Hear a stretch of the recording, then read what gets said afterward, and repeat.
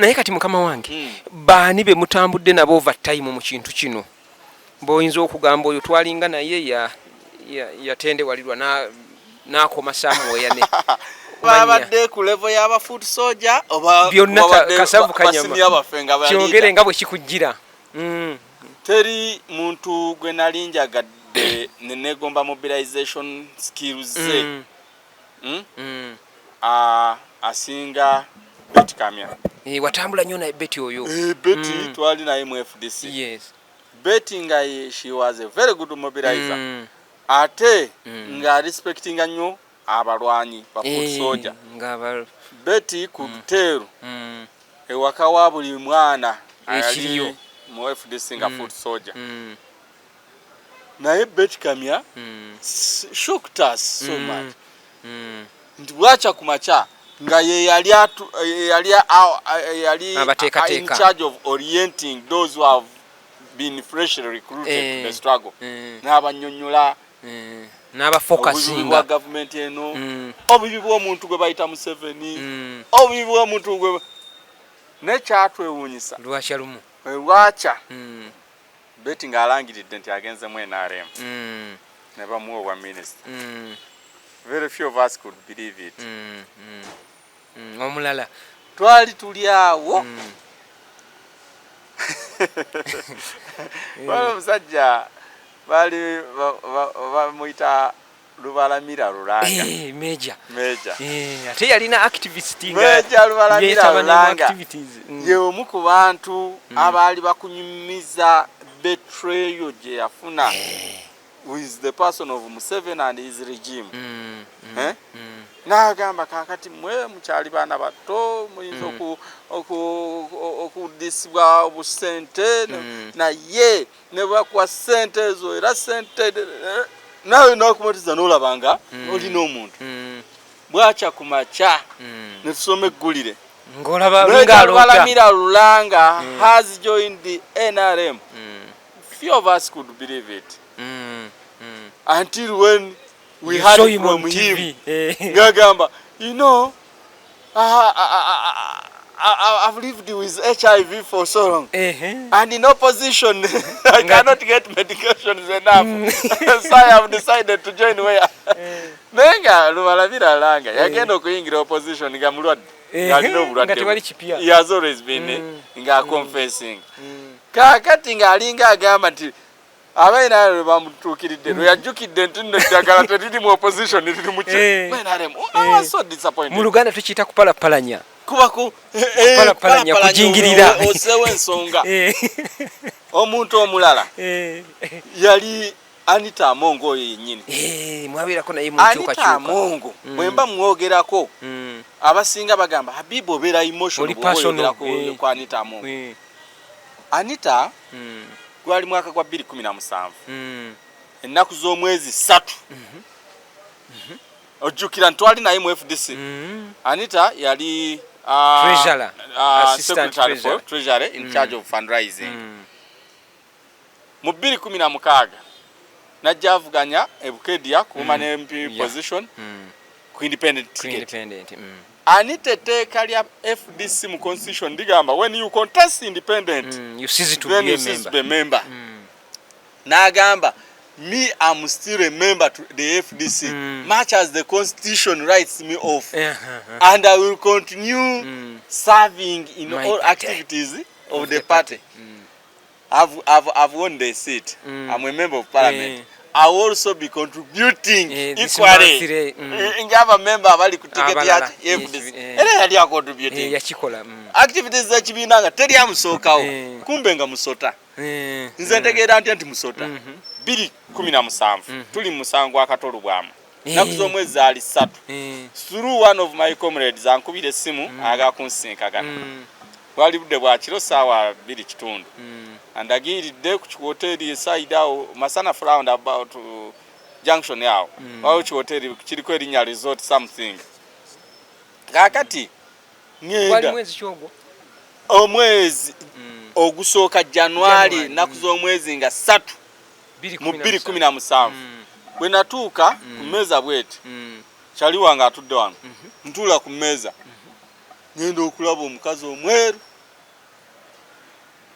goye nalabako nga muddugavu nga naye atuula ku mmeeza Anita namulabako nga muddugavu nga nsinga obuddugavu ne kati mweru obweru bwe businga obwono omukyala avuganya Trump yani Kamala Harris bw'obayimiriza na Anita mweru okusinga Kamala Harris muzungu nnyo okusinga so Anita n'atuula n'abasajja abalala babiri ne batuula nembuuza kyali wange sawa nga mekezo sawa nga 2 kitundu okazikiza obudde muri mu garden zaawo mutudde twatuula munda kati kyenva mbuuza ono nti why kyekigenda mu maaso nagamba you know natudde okugamba details nga ndaba ojja ku ne abakulu bano be badde baagala okusenkagana ko Anita yes comrade Habib long time twali tumanyiganye twaweerezaako wamu mu FDC I was a NEC member, she was. Kati chava angamba badde nkunonya naye ngas sirange dijenkola chi until when I went through him and he has coordinated for this meeting. Nemubuuza badde nnonyeza ki. By then nzenga mumanyi ngo opposition. Munanchuka. Nagamba badde njaga tulabe mbadde nkunonya ku nsonga z'omusango gwo ne Katulu bwamu. Mugamba oyaga kubeera part of the funders because I'm looking for funders. Nangamba no, I've been sent by number 1 of the country, Muzei. Muga, which Muzei are you referring to? Museveni. Muga, since when have you been working with Museveni? I know you as an opposition. Habib, don't go into details of that. That will be a discussion of another day. Nemugamba, you said you are here being sent by Museveni? Nangamba, yeah. We are here to discuss about your case and we see how you can maybe withdraw that case.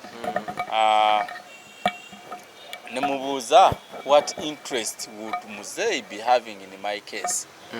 Kato, who is supposed to be an opposition this also. A case between Habib, who is opposition, and Kato, who is also an opposition. Chavangamba, you know, you don't know the precedent you are setting with this case. It might affect many people. It may affect so many people. In your case, you are setting a precedent of uplifting the time limit clause. Kateteka mu election petition, parliamentary election petition. Walo time mo ino okuwabira rule yegamba nti all election petition shall be entertained within 30 days after elections, after the gazetting of the results from the election.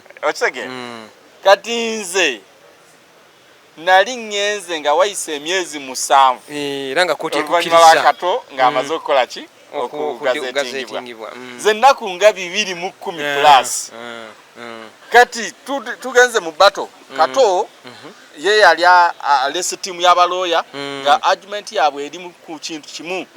Habib is out of time, therefore he lacks locus to file an election petition. Out of time. Era baloya, I will not mention names of lawyers, benatuukirira nga njagala bankiikirire nga they are seniors in this in that field of law nga bonna bangamba kimu, you cannot succeed because technicality because of this out of time technicality. Kumbe Habibu nali nasoma ku article egaba kye bayita court's discretion. Court's discretion can only be given around 2 conditions. Condition number 1 is the purpose of the case. Condition number 2, how is it of national importance? Public interest. Yes. Once you convince court around those 2 conditions, the court is mandated to open up, to uplift the clause of time limit. To enlarge the time. Ochege. Kati purpose y'omusango. Teri mulamuzi gwe nali nswa ginnyonnyola n'agingobya. Because it is the constitution of the country which requires one to be possessing a USE certificate as a minimum. Yes. To qualify to be an MP. Contest as an MP. If you don't have it and you contest, then what is it that you are doing? Violating the constitution. Constitutional provisions. Ochege.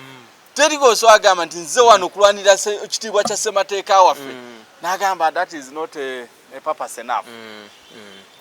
The national importance. Sente zisasula omubaka wa parliament owa Lubaga South. Teziva mu bawi b'omusolo ba Lubaga South bokka. Wazira abawi b'omusolo ab'eggwanga lyonna. Ochege. And that makes it a matter of national importance. Ekirala, the Electoral Commission is charged with the duty of managing electoral processes. Amongst the electoral processes is verifying the requirements being provided by the law for a candidate to possess before he contests. Kati Electoral Commission bwe bate yakola mulimo gwayo. Ngate Electoral Commission esasulibwa sente z'omuliwo omusolo, then kitegeeza nti they are sleeping on the job. Who has to check them? Ochege. Ensonga teba ya national importance. So that was the argument. Yeah, kati we had argued all those.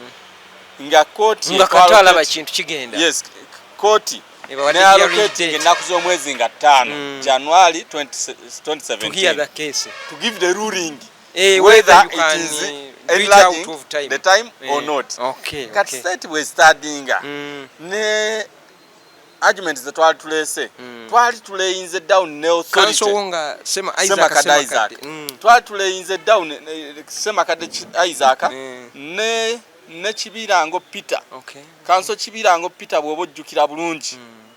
I don't know, though I suspect bamuta in the mob period. Justice yone yafireye mutungo. Yes, gwe baga nsimanya abadda esimu ye I remember yes. Yali ku gundi yajjanga withdrawing a sente ku simu ku mobile money. Then nga waliwo ne munamaje simanyi munamaje na sawe simu ye zali zifaanagana kati ono mukujjawo najjawo ya munamaje then kati bwe yatambula okutuuka ali ono n'akuba endulu mob ne bamubbi w'essimu ne bamutanga that was the period. Esimu zonna zaali zezimu nga bwe tuwumuza n'essimu zaffe kati nze mukwata ne nkwata yo nezifaanagana you know and why I suspect that it was connected. It is rare go kujja withdrawing a cent no soko umuzaawo essimu no zinga emikono. So what usually happens wano womalo ku artist initiating osolo ku umuzango okwata cent kati ye council yali amaze ku initiating nga bamukwasiza cent ali muzibala na umuze essimu wano kachi ka board nono na sawe ye na inter switching achi esimu. You get it? Council Kibirango Peter was called murdered. Byezono zezimu ku challenges etuyisemu era byebimu ku bintu ebitusomooza ne bisigala nga bitumiriza nti you are giving up. How do you account for the loss of lives of who died in this thing? Those who died in this thing. Habibu ali mu mbeera nga tasobola nagamba nti obagende ku family ya Council Peter Kibirango agambe nti yaleka omwana kamuweerere kale kambeko kyenkolawo kati bwembanga sidi sola muweerera kikyo nsobola okukola kusigala ng'otambula na kino kye yafiirira Kibirango nti ekyali kitugatta. It is a caused fight for justice for all. The longer I remain consistent, the longer I remain moving mu lutalo lwali tugatta mbanga simubetrayinze.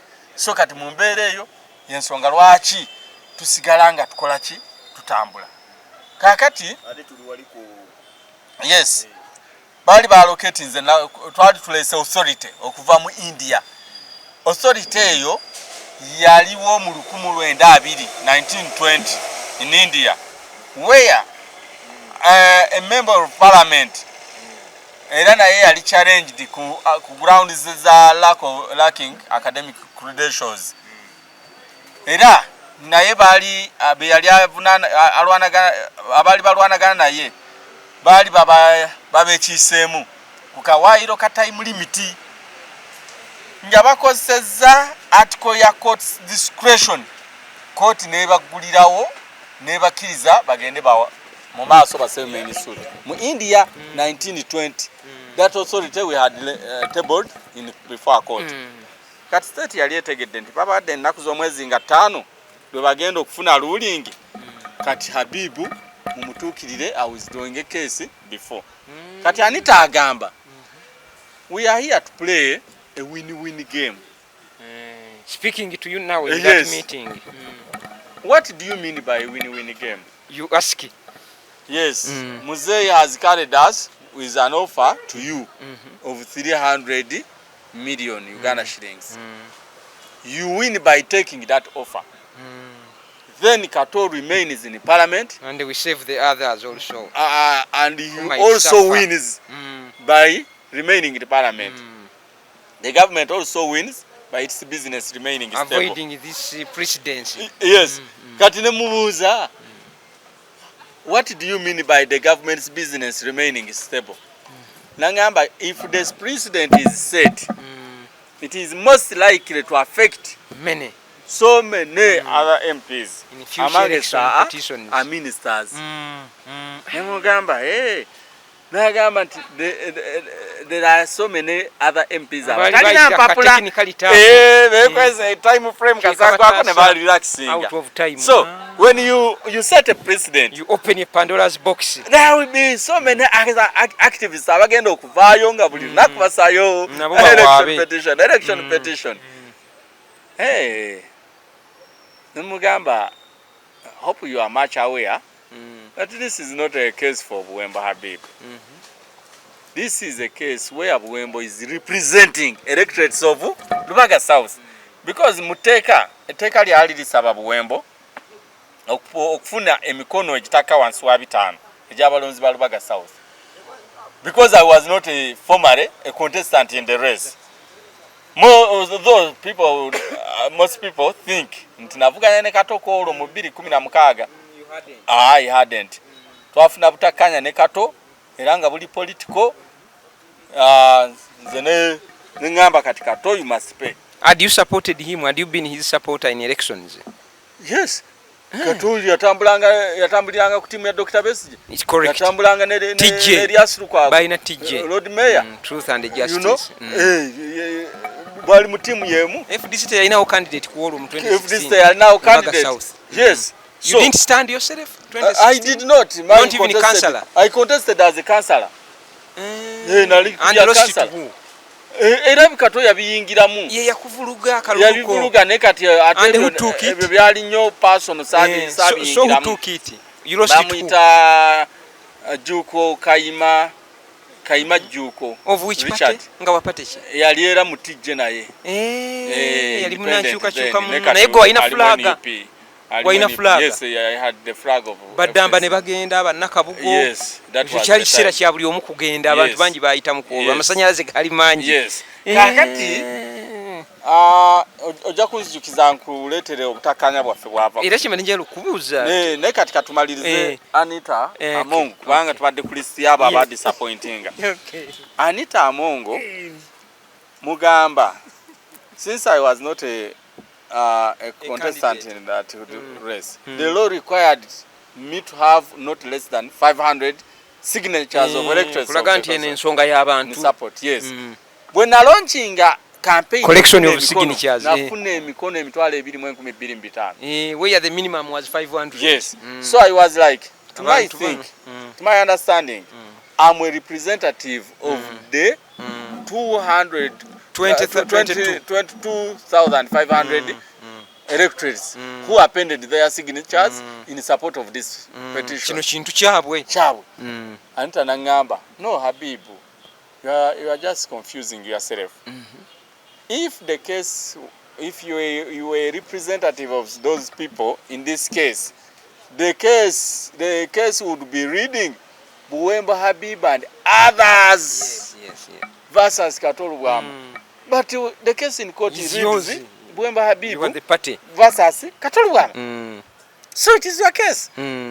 Namugamba, it may be, but still, I have not been working alone. We've been working as a team. I've talked about project of collecting signatures, which were required by the law. It is not me alone who collected the signatures.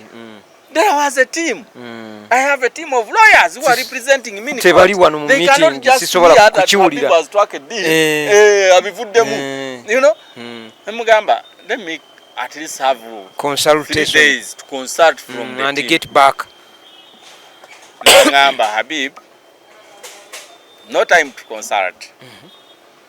If you are not up for a win-win game, then we can opt for a win-lose game. Nemubuza, how is that one? Nagamba, a win-lose, of course, we can use court to frustrate your case. You lose. Then Kato wins by remaining in parliament, and government wins also by its business remaining stable. Nemugamba, you mean I can present substantive evidence before a court, and court frustrates me and make me lose the case? Nangamba chicho tamanyi. Sigo fuga. You know? Era ebyadirira byali bingi ne story ekibaddemu ensala yago nebekulaga abantu abandi disappointees. Kati Anita ali omukubo. Olonze lwe namanya si opposition. Era natandika okulwanagana naye wadde nga akyali mu pate nga akyeyita munna pate. Bw'otunula bugenda ochekinge ku Facebook account yange. Genda ku search Osem Buwemba Habibu Anita Among. Ojja kulabako post. It happened in 2017. Oluvanyuma meeting eyo. Yes, after me knowing who she is. 2017. Tulina obutakanya bwe twafuna. Nankubira essimu nga mukambwe nnyo n'ayogera kati awo najja true colors. Ng'afuuse ne MP already. She talked about how she has the capacity to finish me out. Namuwuliriza. Nendi codinga. They ayogera. Not just ku recordinga mu audio. Nendi codinga ne mu buwandiike. Ne sawa ze yayogererako. Eddakiika ezaali ziisemu. N'eddakiika ne seconds ze yayogerera. Era nensaayo poste. Nengamba whatever happens to me, the culprit is here. The next morning byali byakiro. The next morning nengende waloya wange ne mukwasa era semakadde. Loyo nakati kyasoboka because all those are records there. Yali concern you on that one. Council wakyama kubanga namuteresa ebyama. Naye kati mu kibiina tewabulirako bakulu bakamalo mu kibiina. I told some people. I told the leaders by the way. I told the leaders naddala otwali mu kaluka akali wakati wa Jeno Muntu ne Patrick Amyato boy. Notandika okujjayo ebintu ebyo. Omukazi oyo ayeyerusa. Yajja n'ebisawo bya ssente mu nkambi gye yali awagira. Awo yali tanavaamu bulungi mu ng'akyali ndi FDC. Era ye yali awagira candidate by the way. Naku zino ebintu bya FDC saagala nnyo bidiscussinga. Kubanga nabyo ne twali tulowooza nti it is the right side yakomekereza nga ali infiltrated.